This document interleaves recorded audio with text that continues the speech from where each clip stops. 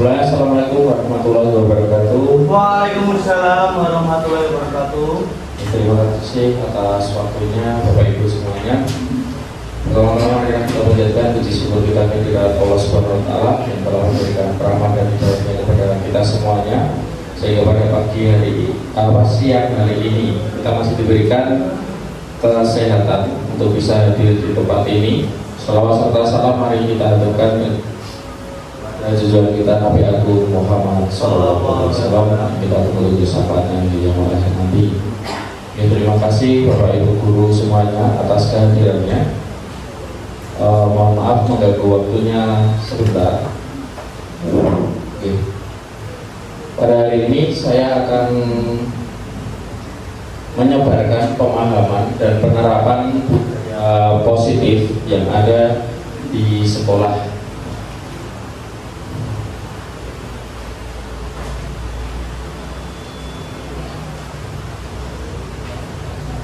Yang pertama, nanti konsep inti dari budaya positif ini adalah pertama, yaitu perubahan paradigma belajar. Yang kedua, disiplin positif. Yang ketiga, nilai-nilai kebajikan. Dan yang keempat, kebutuhan dasar manusia. Dan yang kelima, motivasi perilaku manusia. Dan yang keenam, posisi kontrol guru. Dan yang ketujuh, keyakinan kelas. Dan terakhir adalah segitiga restitusi.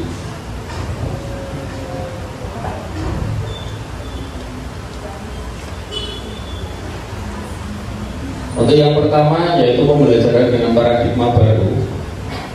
Pembelajaran dengan paradigma baru ini merupakan pembelajaran yang dirancang berdasarkan prinsip pembelajaran berdiferensiasi. Ya, mungkin kita pernah dengar tentang berdiferensiasi di kurikulum Merdeka ini, sehingga para peserta didik belajar sesuai kebutuhannya berdasarkan tahap perkembangan sesuai teori psikologi modern untuk mewujudkan profil pelajar Pancasila.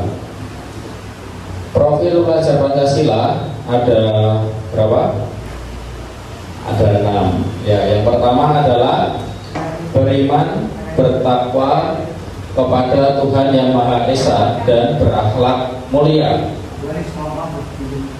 Dan yang kedua adalah berkebinekaan global. Yang ketiga adalah mandiri. Yang keempat bergotong royong, bernalar kritis dan kreatif.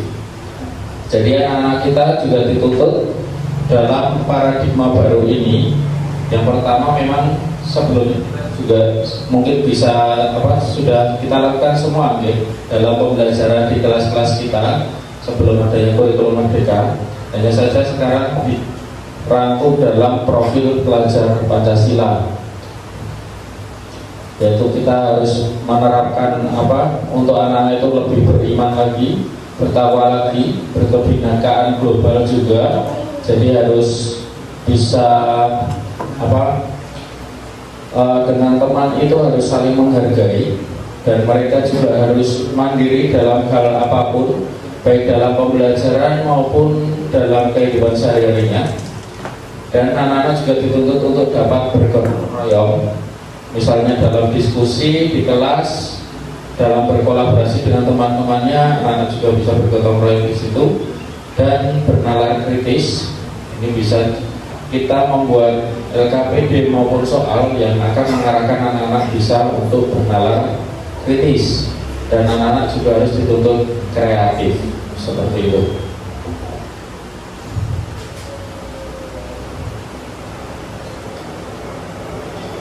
Untuk selanjutnya yaitu tentang miskonsepsi tentang teori kontrol. Ya, di sini digambarkan bahwasanya ilusi guru mengontrol murid, ilusi bahwa semua penguatan positif, efektif, dan bermanfaat. Yang ketiga, ilusi bahwa kritik dan membuat rasa bersalah mampu menguatkan karakter. Dan yang keempat, ilusi bahwa orang dewasa berhak memaksa. Karena kita ada untuk menjadi guru sesuai filosofinya Ki Hajar Dewantara, bahwasanya kita harus bisa menjadi guru yang bisa menuntun murid kita untuk mengikuti kodrat zaman anak, yaitu kodrat zaman anak itu apa? Kodrat zaman anak itu adalah kodrat alam dan kodrat zamannya. Kodrat alam itu adalah karakter yang sudah dibawa oleh anak, dan kodrat zaman itu adalah zaman di mana anak itu sekarang belajar. Kalau sekarang itu zamannya teknologi, berarti banyak anak yang harus kita arahkan untuk bisa ke teknologi. Jadi pembelajaran kita juga harus mengarahnya dengan pemanfaatan teknologi. Kalau di sekolah kita mungkin sudah mulai pemanfaatan teknologi itu sudah baik sekali ya, karena kita juga dari IT kita itu juga sudah lengkap, baik dari proyektor maupun lab komputer juga sudah punya. Apalagi kita juga mempunyai keunggulan juga dalam memiliki tablet, yaitu belum tentu semua sekolah itu mempunyai.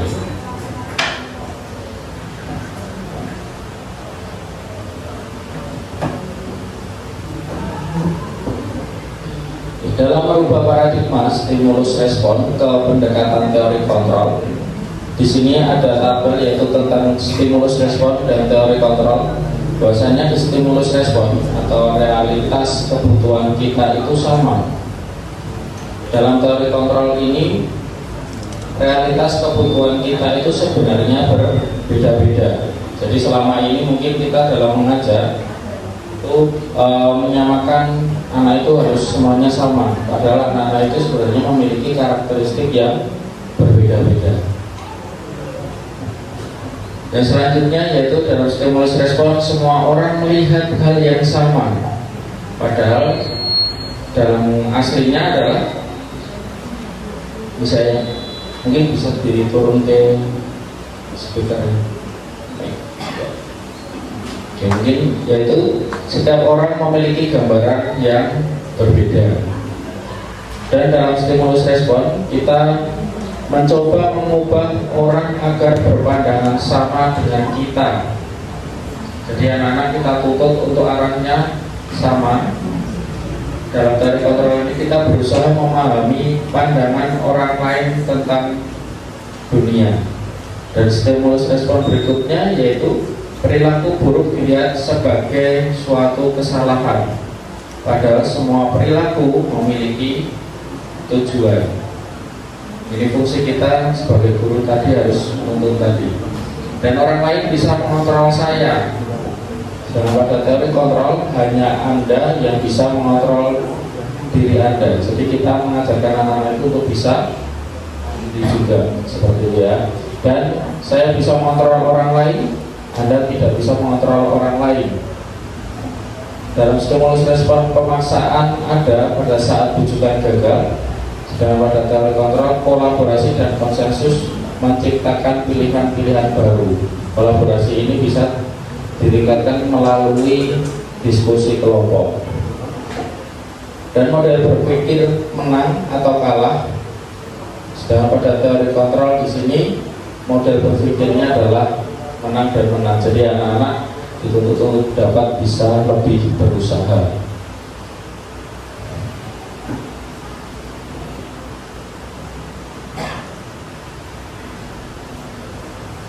Yang selanjutnya yaitu tentang disiplin positif.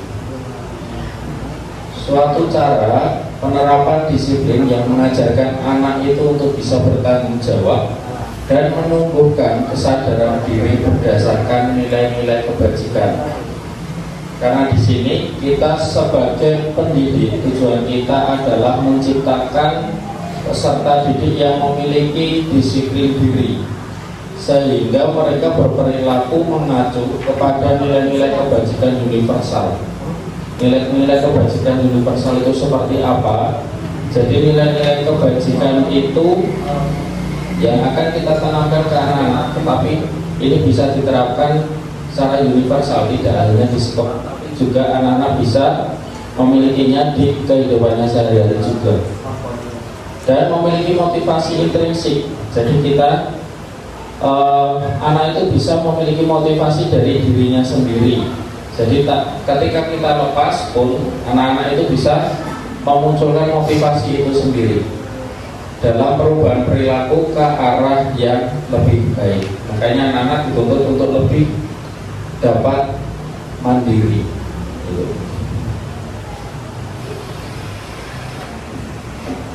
Ya, di sini nilai-nilai kebajikan itu ada banyak sekali. Yang pertama adalah nilai yang disepakati bersama atau lepas dari suku bangsa, agama, bahasa maupun latar belakang. Nah, profil pelajar Pancasila di nilai-nilai kebajikan itu ada banyak, yaitu yang pertama ada profil pelajar Pancasila. Jadi anak-anak itu dapat beriman, bertakwa kepada Tuhan Yang Maha Esa, itu profil yang pertama, dan berakhlak mulia, yaitu profil keduanya mandiri, bernalar kritis,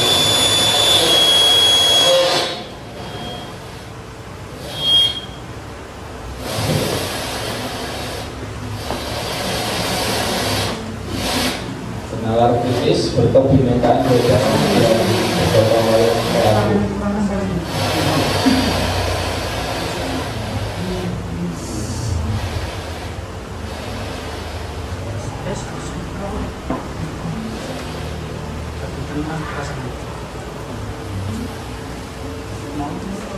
Enggak, aja enggak. Ini tadi sampai di profil Pancasila ya. Yes. Yes.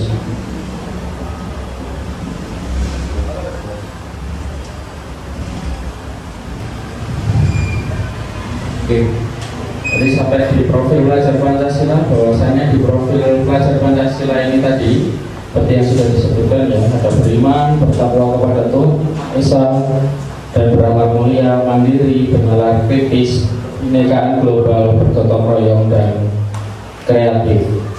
Jadi Bapak Ibu semuanya sudah hafal untuk pokoknya, pokok pelajar Pancasila. Ya mungkin biar nggak ngantuk ya, kita tepuk-tepuk dulu. Ya mungkin bisa berdiri dulu biar nggak ngantuk.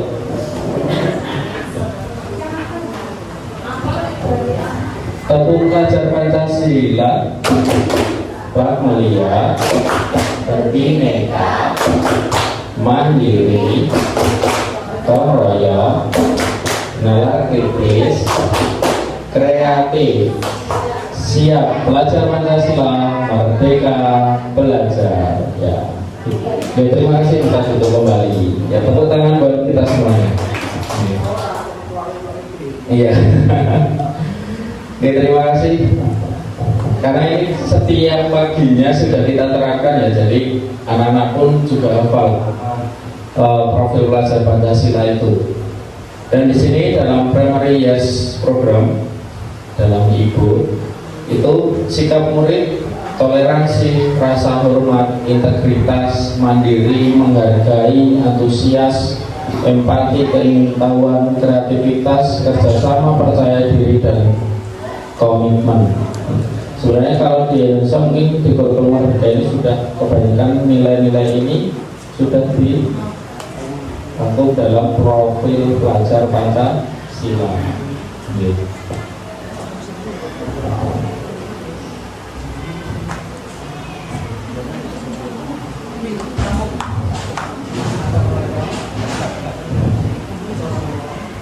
Setiap manusia memiliki suatu kebutuhan. Di sini kebutuhan dasar manusia. Kebutuhan dasar manusia adalah segala sesuatu yang kita lakukan untuk mendapatkan apa yang kita inginkan. Seringkali itu terjadi pada anak-anak juga, ya kan?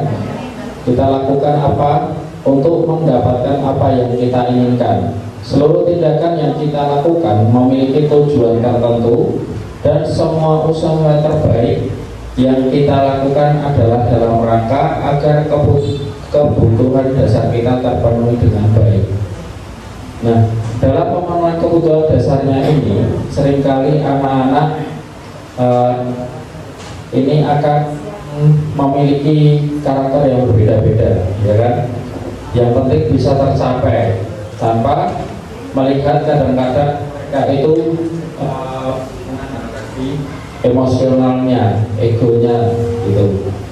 Jadi kita di sini dituntut untuk guru itu dapat menuntun anak itu ke arah yang lebih baik tadi. Jadi bisa mengajarkan anak itu bisa lebih berkolaborasi dengan temannya sehingga semua tujuan itu bisa tercapai dengan baik.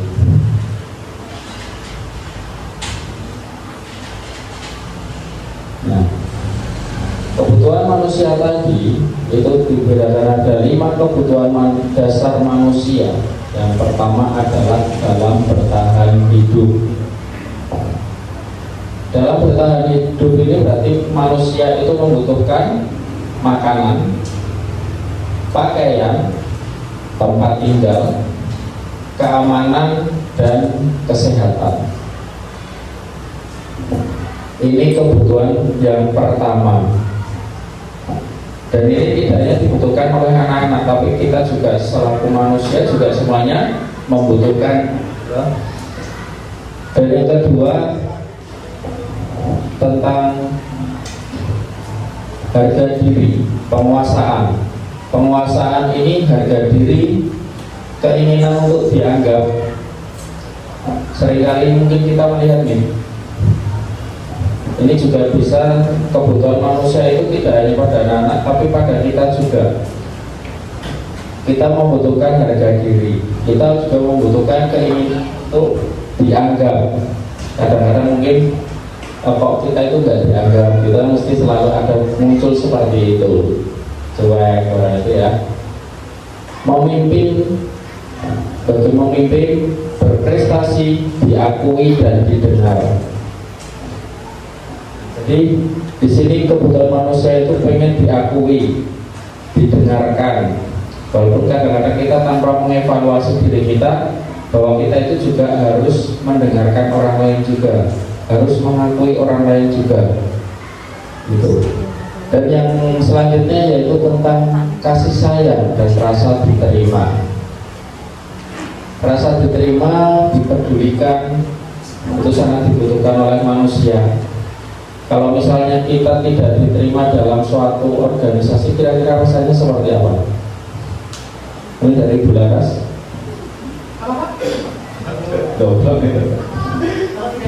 Kalau tidak diterima dalam organisasi, instansi, dalam Tidak nyaman. Mungkin akan merasa tidak nyaman, merasa dikucilkan, dan merasa tidak berguna. Wah, mantap. Rasa tidak berguna. Ya mungkin Pak Hendri mungkin berbeda ya biasanya. Apa yang dirasakan Pak Hendri? Sama Mbak Laras. Iya. Berarti sehati gitu kan? Satu angkatan dulu bareng. Oh, satu angkatan. Satunya bareng Pak Maruf, Bu Nuri, bareng saya. Berarti saya melihat angkatan yang berbeda. Mungkin Bu Amis ya angkatan Oke, yang berbeda. mantap. Ya, pada prinsipnya kalau tidak diakui dalam suatu organisasi, ya tadi ya Pak Arif ya. Kalau saya terus merasa betul itu hidup tidak berguna karena menjadi apa ya, kita seolah-olah tidak bisa bermasyarakat, tidak bisa bersosialisasi dengan lingkungan, baik lingkungan di rumah maupun lingkungan di masyarakat, seperti itu. Terima kasih Bu Anis. Ya memang kita sebagai manusia itu mesti tidak bisa dikatakan tidak bisa hidup sendiri. Ya karena manusia itu adalah makhluk sosial, itu juga dipedulikan, berbagi, dan dapat kerjasama yang lainnya, berkolaborasi. Dan selanjutnya adalah kebebasan. Nah ini semuanya mesti akan butuh kebebasan. Sekarang sudah bebas atau belum? Belum terbebas. Kebebasan dalam hal apa? Oke, kebebasan di sini adalah dalam mandiri, Jadi anak nanti juga harus kita tuntut sebagai anak yang mandiri, memiliki pilihan. Anak-anak mesti antara anak A dengan B itu pilihannya berbeda-beda. Kita harus bisa merangkulnya semuanya, mencoba hal yang baru atau bisa dikatakan apa? Inovatif. Kita harus lebih inovatif, mencoba hal-hal yang baru, mampu mengendalikan arah dirinya. Jadi tidak bebas, tetapi anak-anak juga harus bisa mengendalikan arah. Karena ini sangat dibutuhkan ketika di sekolah, dalam pembelajaran maupun di kehidupannya sehari-hari juga. Dan yang terakhir adalah kesenangan. Kesenangan untuk bisa bermain, humor, antusiasme, dan tertawa. Jadi dalam pembelajaran itu tidak hanya saja, misalnya anak itu harus bisa materinya harus matang, tetapi kadang-kadang juga harus kita selingi dengan bermain, humor, ya kan? Biar anak-anak itu juga tidak bosan dalam pembelajaran, karena itu yang sangat dibutuhkan.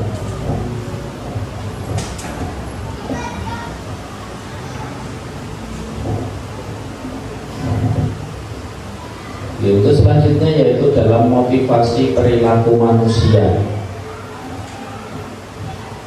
Dalam motivasi perilaku manusia ini terdapat 3 motivasi perilaku manusia. Yang pertama yaitu untuk menghindari kenyamanan atau hukuman. Anak-anak akan termotivasi itu ketika biar tidak dapat mendapatkan hukuman. Kira-kira sering kali terjadi nggak sama anak? Sering ya. Oke. Jadi anak-anak itu mau rajin mengerjakan karena nanti tidak dapat sanksi atau hukuman. Oke. Terus yang kedua untuk mendapatkan imbalan atau penghargaan dari orang lain. Kira-kira iya atau bukan? Ketika kita misalnya nanti siapa yang bisa menjawab akan dapat uang 2.000 misalnya seperti itu, langsung rebutan. Akan mendapatkan bintang, akan rebutan juga. Gitu. Dan nanti kita juga akan belajar sampai situ bahwasanya penghargaan itu belum tentu arahnya bisa baik. Walaupun mungkin kita dulu ketika mungkin workshop atau apapun kita itu belajar bahwa kita harus memotivasi anak dengan reward atau penghargaan. Tapi ternyata itu belum tentu semua arahnya akan menjadikan diri anak itu baik. Nah, nanti ada pembahasan berikutnya. Nah, yang ketiga yaitu untuk menjadi orang yang mereka inginkan dan menghargai diri sendiri dengan nilai-nilai yang mereka percaya. Jadi anak-anak kita tuntun untuk bisa mereka menghargai diri mereka sendiri juga. Menghargai diri sendiri, menghargai orang lain itu perlu, dan nilai-nilai yang mereka percayai selama ini.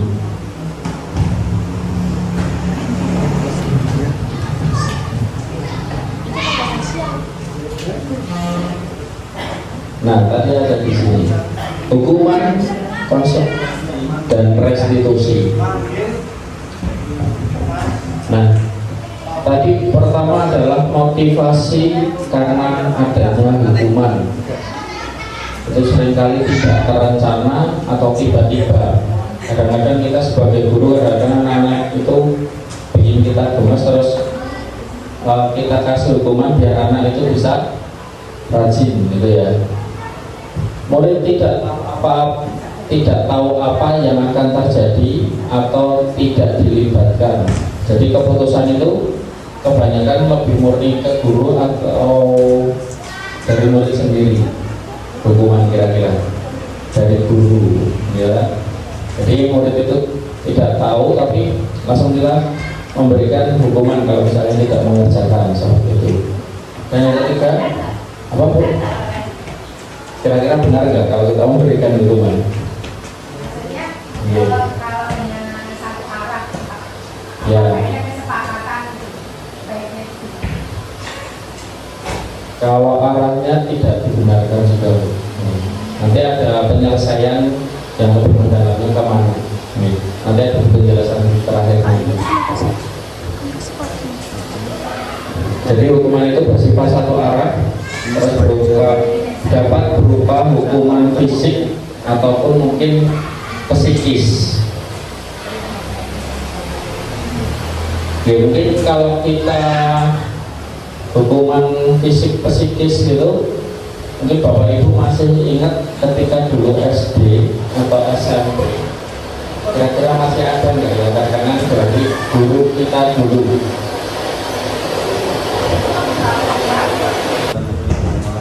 Ya, kita kembali lagi. Kira-kira masih ingat nggak dulu pernah mendapatkan hukuman karena apa yang kira-kira terkenang dari guru kita dulu? Ini dari Bayu, dari tahu.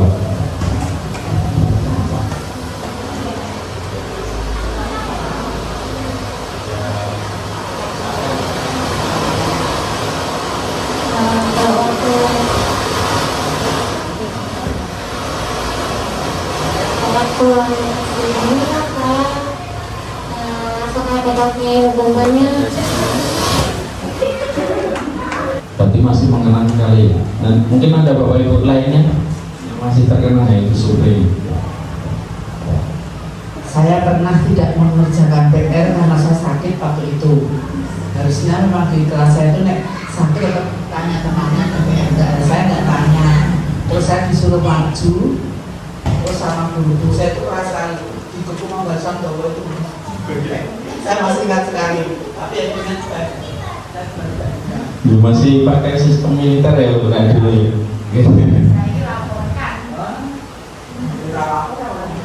Iya, kalau sekarang ini ada laporan ya. Kalau Bu Daniel kira-kira punya pengalaman dia?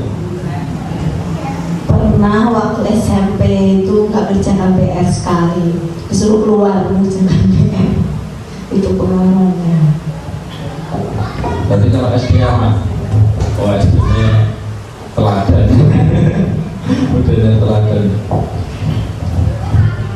Oke, memang sistem pembelajaran dulu kan memang seringkali lebih arahnya ke hukuman gitu. Anak-anak itu misalnya tidak mengerjakan, tidak tape, itu lebih ke hukuman, dan itu bisa terkenang kita sampai sekarang ini. Misalnya itu makanya disitulah berupa hukuman fisik atau psikis. Pertama awalnya fisik, tapi sampai sekarang terkenang di seperti itu. Jadi mungkin dari kita semuanya juga mempunyai pengalaman-pengalaman yang seperti itu. Ya, termasuk saya juga ya, karena kita lahiran di antara yang sama ya tahunnya. Jadi kalau saya dulu memang ketika masih SD juga terkenang sekali sampai sekarang. Mungkin nasibnya menjadi anak seorang guru. Jadi seringkali ketika mendapatkan nilai yang bagus, itu guru saya tidak percaya. Jadi saya malah kira mendapatkan bocoran, padahal yang buat soalnya gurunya sendiri kan gitu. Yaitu menjadi ketidakpercayaan. Nah itu jadi sampai sekarang pun teringat. Dan yang kedua, ini berbeda dari hukuman, konsekuensi. Konsekuensi itu lebih terencana atau disepakati dan sesuai aturan. Dan yang kedua, murid tetap dibuat tidak nyaman dengan konsekuensi itu. Dan sikap guru selalu memonitor murid. Kira-kira apa perubahan dari siswa, gitu kan, dimonitor sekali. Nah, seringkali kita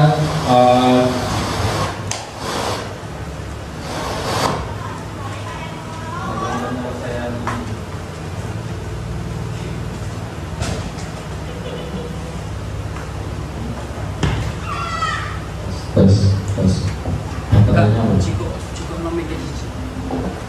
ada baterai lagi habis.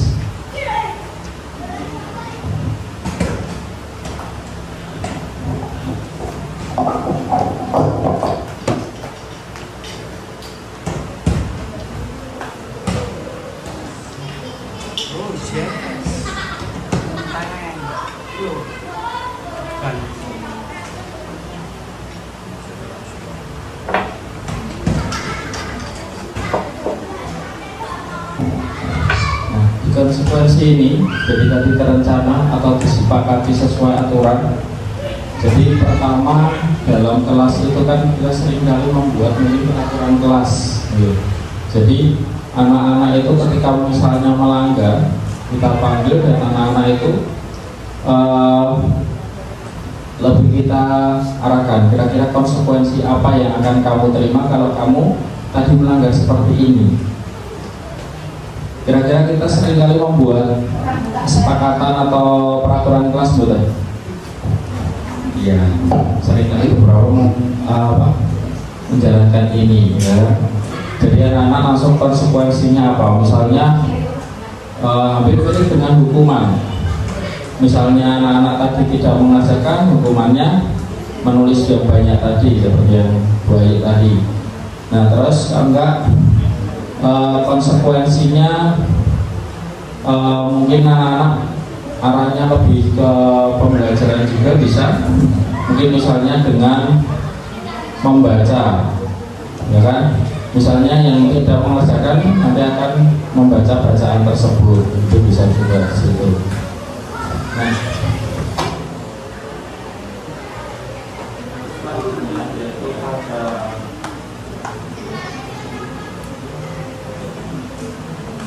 restitusi. Restitusi ini merupakan proses menciptakan kondisi bagi murid untuk memperbaiki kesalahannya sendiri. Jadi tadi anak-anak itu tadi lebih satu arah dari guru saja hukuman, konsekuensi juga seperti itu. Tapi di sini dalam restitusi ini proses menciptakan kondisi bagi murid untuk memperbaiki kesalahannya dari dirinya sendiri, motivasinya intrinsik dari dalam diri anak-anak itu sendiri, dan proses kolaboratif yang mengajarkan murid untuk mencari solusinya sendiri. Jadi seperti apa restitusi itu ada jelaskan di sini. Sebelum sampai ke restitusi yang sebenarnya, yaitu dalam posisi kontrol restitusi, terdapat 5 kontrol restitusi, diantaranya adalah guru sebagai penghukum.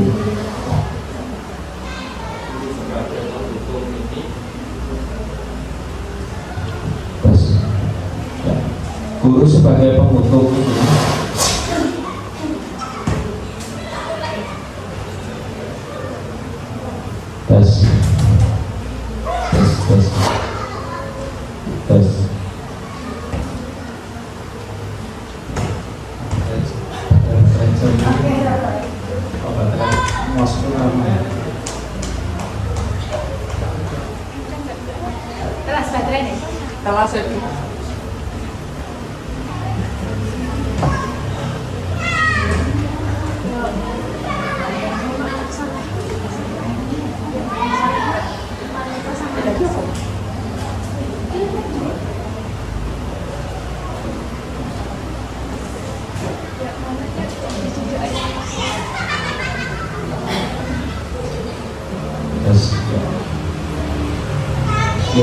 dalam posisi kontrol restitusi ini terdapat 5 posisi kontrol restitusi, diantaranya guru sebagai penghukum,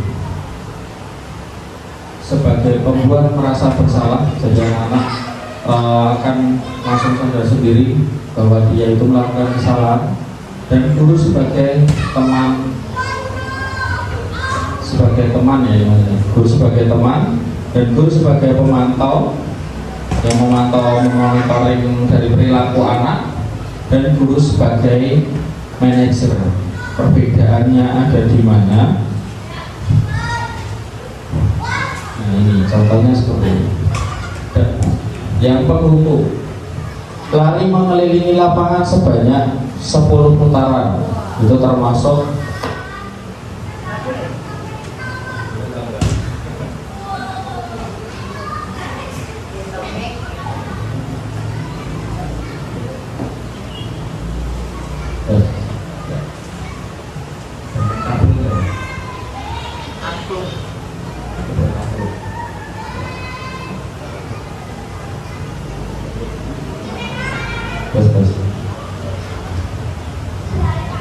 Penghukum ini misalnya ketika pembelajaran tidak mengerjakan PR atau nilainya jelek, lalu anak-anak disuruh lari mengelilingi lapangan sebanyak 10 putaran, kira-kira benar atau tidak? Tidak dibenarkan. Tapi kalau saat pelajarannya itu pelajaran olahraga, kalau masuk pelajaran olahraga karena dia terlambat, karena itu masih dalam olahraga, ya.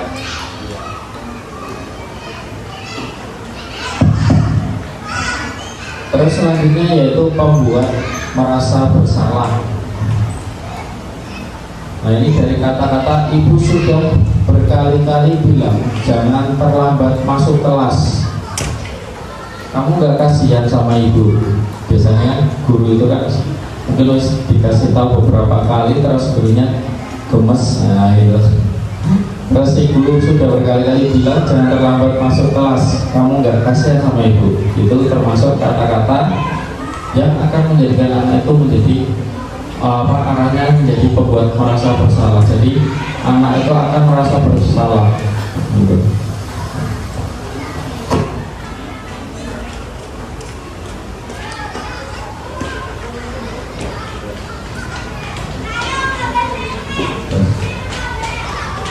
Terus selanjutnya yaitu teman, guru sebagai teman. Nah, misalkan ayo dong ikutin aturan sekolah.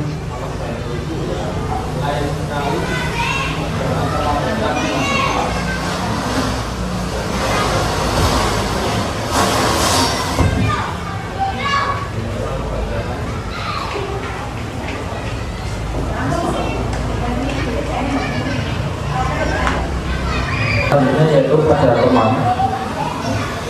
teman di sini misalnya tadi ayo dong ikutin aku, ikutin aturan sekolah, tolong bantu ibu ya, lain kali jangan terlambat lagi masuk kelas. Nah di sini kita menjadi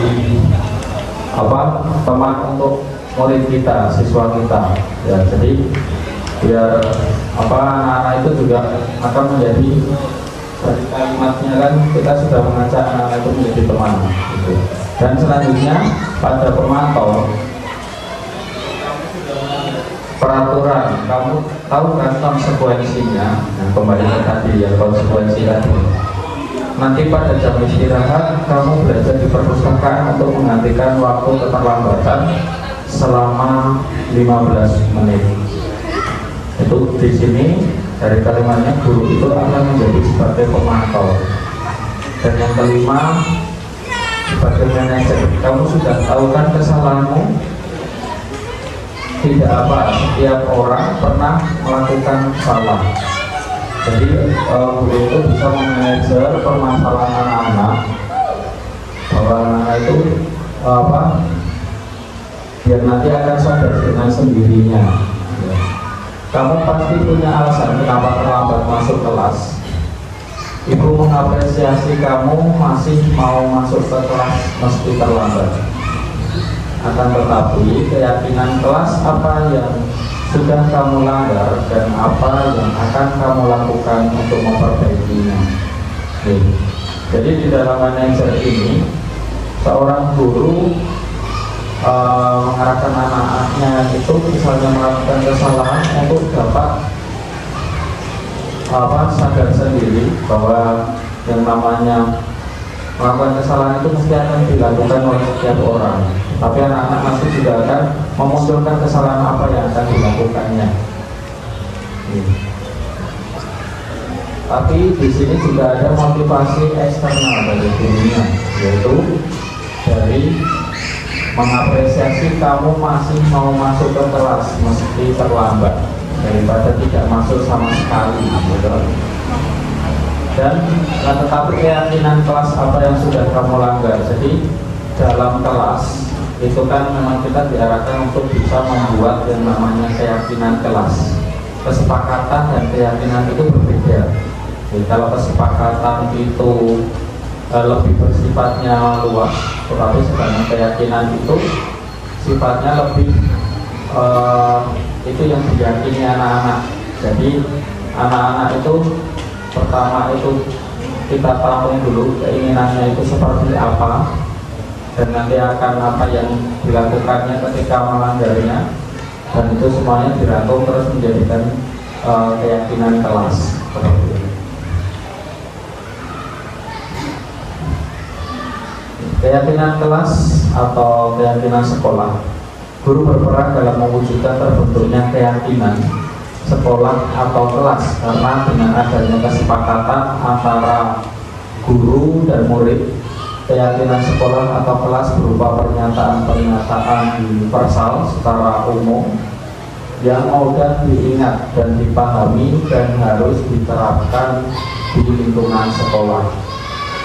Jadi di sini guru itu juga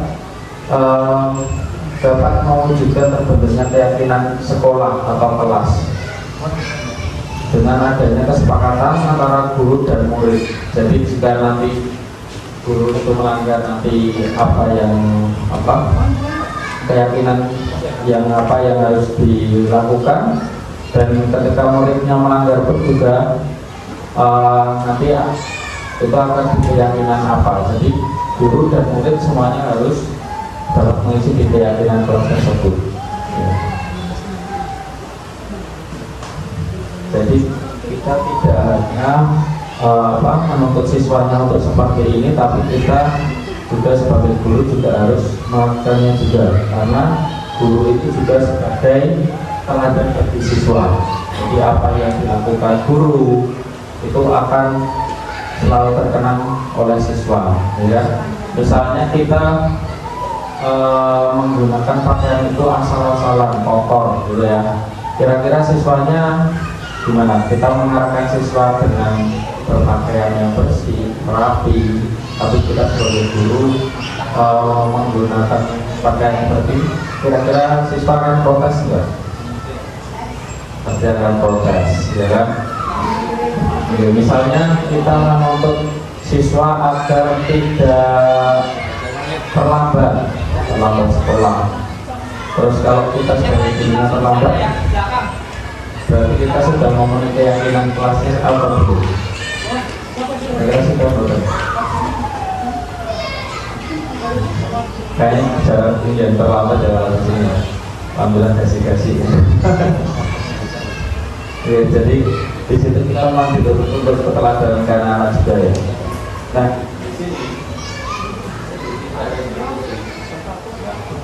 yaitu suatu proses dialog yang dijalankan guru atau orang tua agar dapat menghasilkan murid yang mandiri dan bertanggung jawab.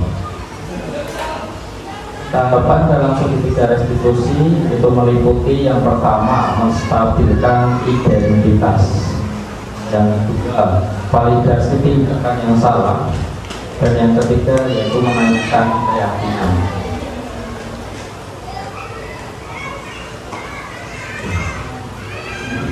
Sini.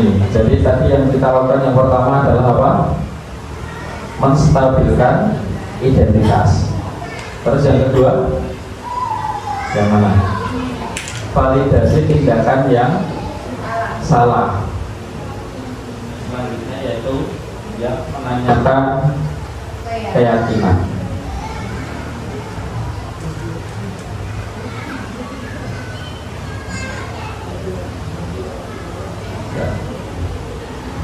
Dalam menstabilkan identitas, yaitu mengubah identitas anak dari orang yang gagal karena melakukan kesalahan, tapi menjadikan anak juga menjadi orang yang sukses. Jadi dari kata-kata ketika kita memanggil anak itu dituntut misalnya berbuat salah itu tidak apa-apa, ya kan? Terus tidak ada manusia yang sempurna. Jadi anak-anak itu sudah tahu bahwa setiap orang itu mesti akan memiliki kesalahan. Saya juga pernah melakukan kesalahan seperti itu. Itu juga salah satu kalimatnya. Kita bisa menyelesaikan ini. Bapak Ibu tidak tertarik mencari siapa yang salah, tapi Bapak Bapak Ibu ingin mencari solusi dari permasalahan ini. Jadi kita menuntut anak itu untuk kita bersama-sama itu mencari solusi dari permasalahan anak. Ya walaupun kalau didengarkan mungkin anak-anak itu belum tentu akan diarahkan langsung mau gitu ya. Jadi adalah bisa langsung ada anak yang tidak mau mengakui kesalahannya. Jadi istilahnya kita itu pelan-pelan untuk melakukan anak itu bisa mengakui kesalahannya. Nah, terus selanjutnya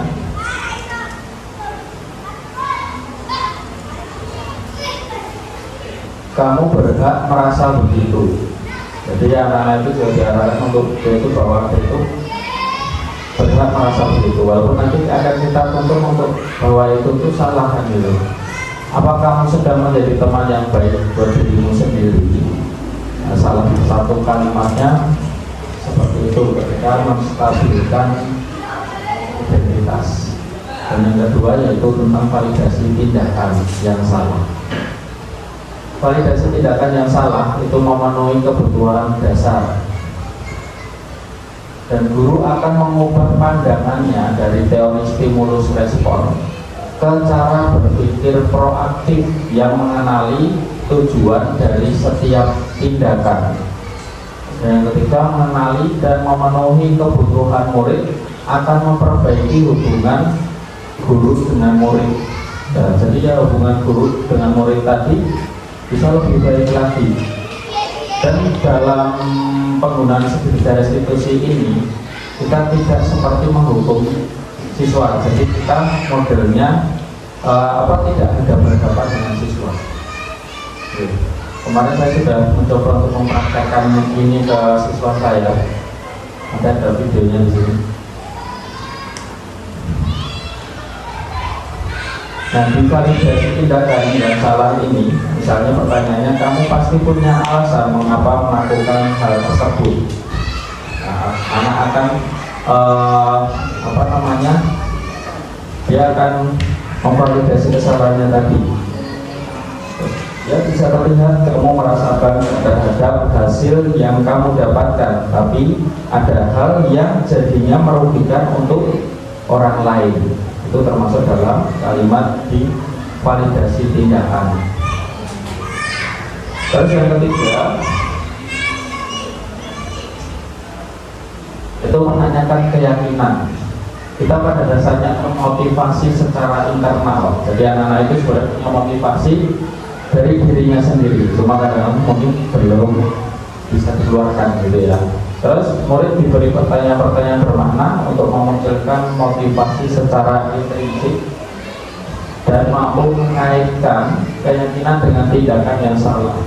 Jadi contoh kalimatnya yaitu apa keyakinan kelas kita percayai yang sudah kita percayai, terus keyakinan apa yang belum kamu tunjukkan, dan apakah tindakanmu mencerminkan keyakinan kelas tersebut. Nah itu di situ anak akan terarahkan.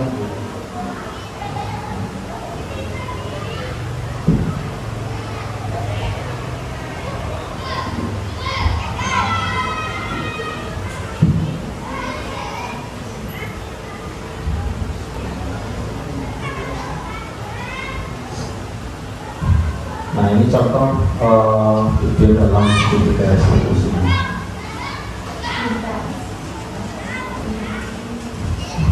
Ini pas dilalah saya mau mempraktekkan ini, tapi pas kita itu pas melakukan kesalahan gitu. Jadi malah sekalian dipraktekkan.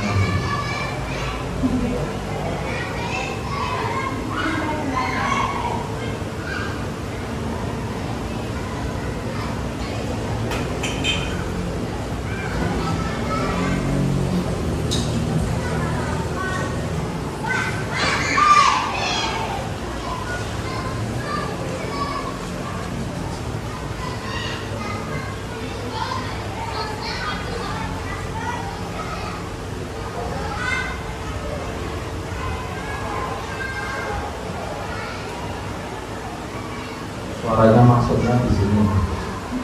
Jadi benar. Oke. Selamat pagi Cinta. Cinta.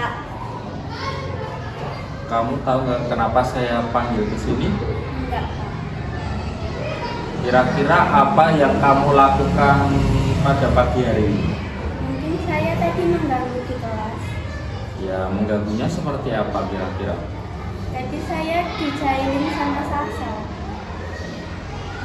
Nah, yang jelas di situ kan kita sebagai manusia itu kan berbuat salah itu tidak apa-apa, ya kan?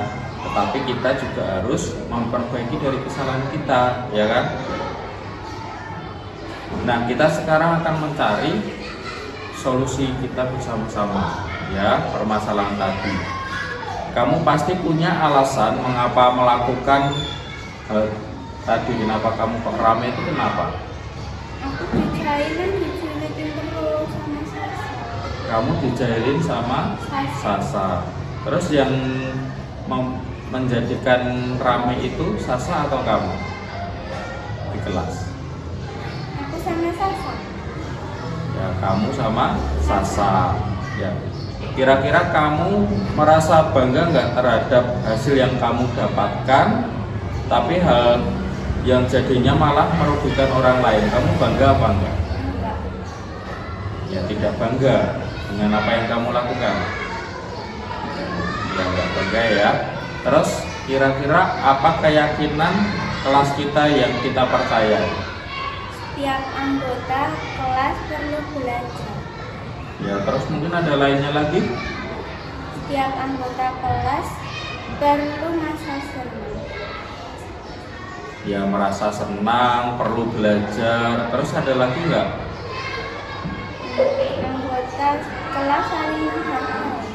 Iya, setiap anggota kelas juga harus saling menghargai. Nah, jadi kira-kira tadi kamu sudah menunjukkan itu atau belum? Belum. Belum menunjukkan. Nah, kira-kira apakah tindakanmu tadi itu sudah mencerminkan keyakinan kelas kita? Belum. Belum. Nah, besok kira-kira ada nggak kepengen kamu merubah diri kamu biar lebih baik lagi? Ada.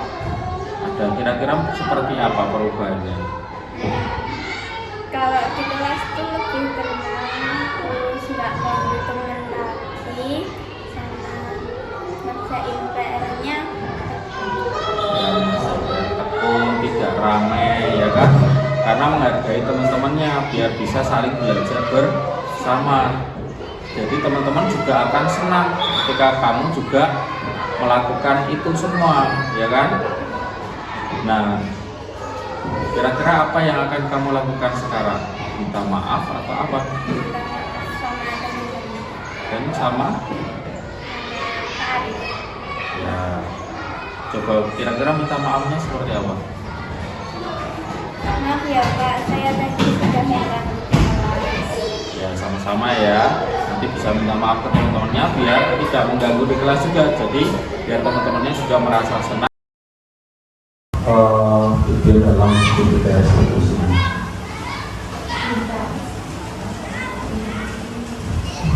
Ini pas dilalah saya mau mempraktekkan ini, tapi pas kita itu pas melakukan kesalahan gitu. Jadi malah sekalian dipraktekkan.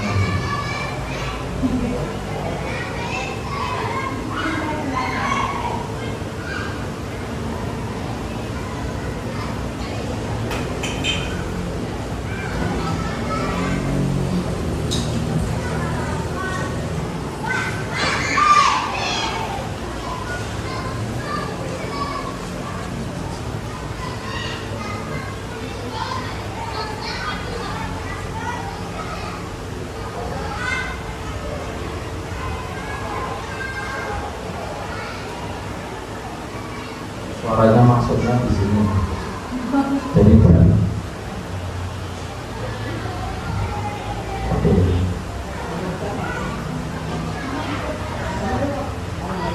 Oke, jadi pertanyaan-pertanyaan dalam praktek studi secara institusi ini seperti tadi ya. Jadi di situ praktikannya memang cinta salah satu murid saya.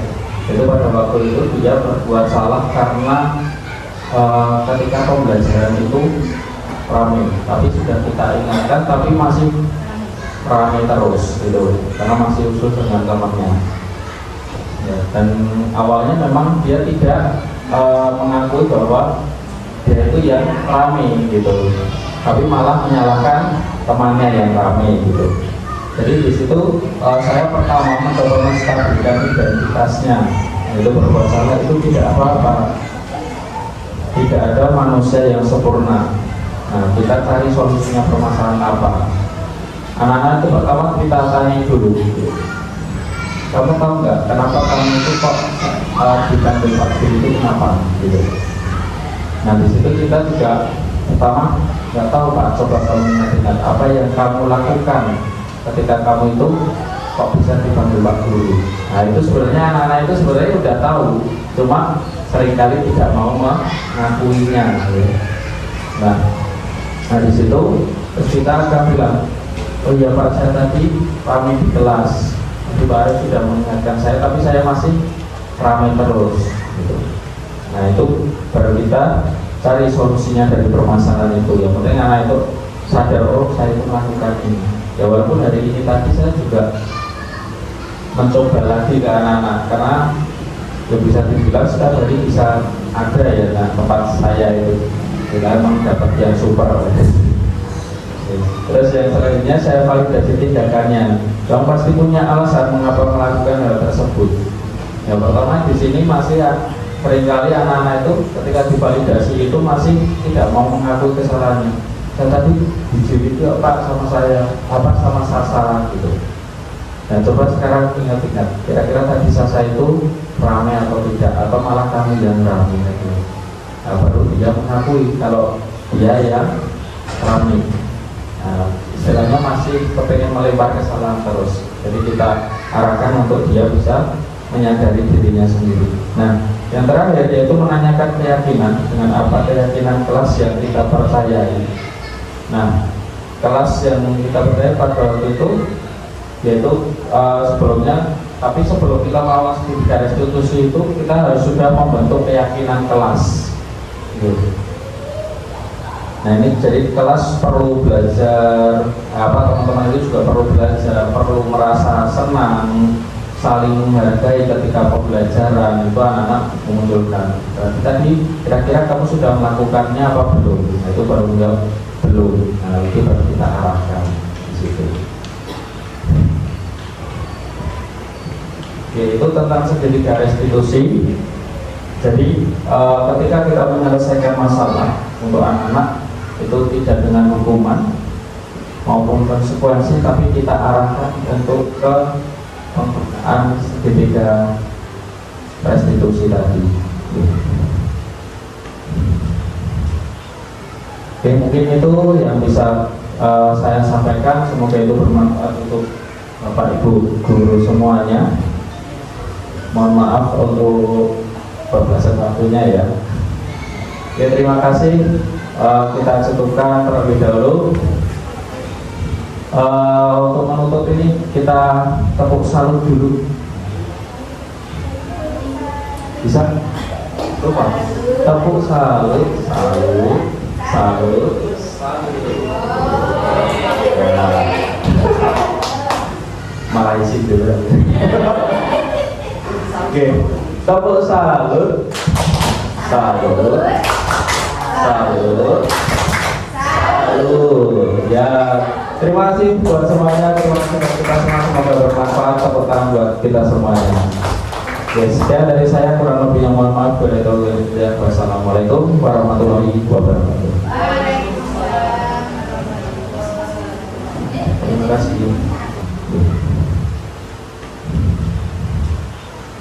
Oke, mungkin itu yang bisa saya sampaikan. Semoga itu bermanfaat untuk Bapak Ibu guru semuanya. Mohon maaf untuk bablasan waktunya ya. Oke, terima kasih. Kita cukupkan terlebih dahulu. Untuk menutup ini kita tepuk salut dulu. Bisa? Lupa. Tepuk salut, salut, salut, salut. malah isi dulu. Oke, tepuk salut. Salut. Salut. Salut. Ya, terima kasih buat semuanya. Terima kasih buat kita semua. Semoga bermanfaat. Tepuk tangan buat kita semuanya. Yes, sekian dari saya, kurang lebihnya mohon maaf. Wassalamualaikum warahmatullahi wabarakatuh.